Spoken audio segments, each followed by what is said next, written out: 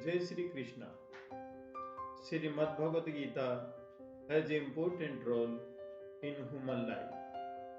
Srimad Bhagavad Gita is a scientific religious book. Bhagavad Gita is also known as Gita Upanishad. It is the essence of Vedic knowledge and one of the most important Upanishads in Vedic literature.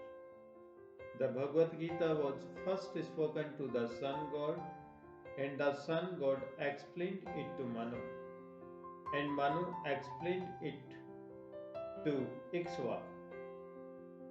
And in that way, by disciple succession, one speaker after another, this yoga system has been coming down, but in the course of time, it has become lost.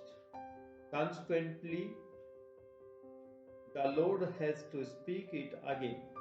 This time, the Arjuna, the battlefield of Kurukshetra, he tells Arjuna that he is relating this supreme secret to him because he is his devotee and his friend.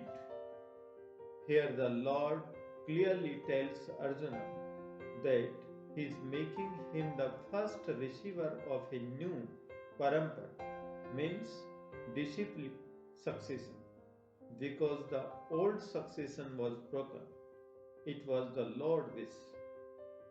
Therefore, establish another parampara in the same line of thought that was coming down from the sun god to others.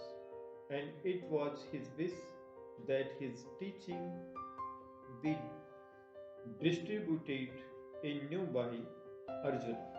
He wanted Arjuna to become the authority in understanding the Bhagavad Gita. So we see that Bhagavad Gita is instructed to Arjuna especially because Arjuna was a devotee of the Lord, a direct student of a Krishna. Therefore, Bhagavad Gita is the best understood by a person who has qualities similar to Arjuna. That is to say, he must be a devotee of the Lord. He also has a direct relationship with the Lord. That is a very elaborate subject matter, but briefly it can be started that a devotee is in a relationship with the Supreme Personality of Godhead in one of five different ways. One may be a devotee in a passive state, one may be a devotee in an active state, one may be a devotee as a friend, one may be a devotee as a parent, one may be a devotee as a conjugal lover. Arjuna was in relationship with the Lord as friend. Of course, there is a gulf of difference between the friendship and the friendship found in the material world. This is transcendental friendship which can be held by everyone.